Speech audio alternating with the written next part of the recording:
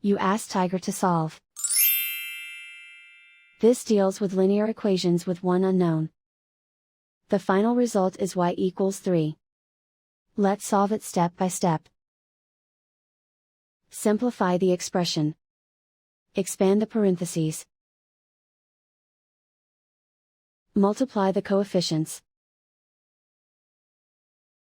Simplify the arithmetic. Group all constants on the right side of the equation. Subtract 20 from both sides. Simplify the arithmetic.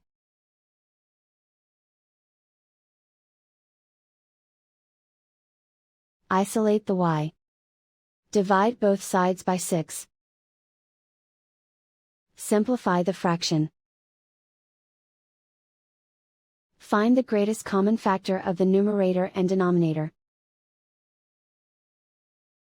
Factor out and cancel the greatest common factor. And so the final result is y equals 3.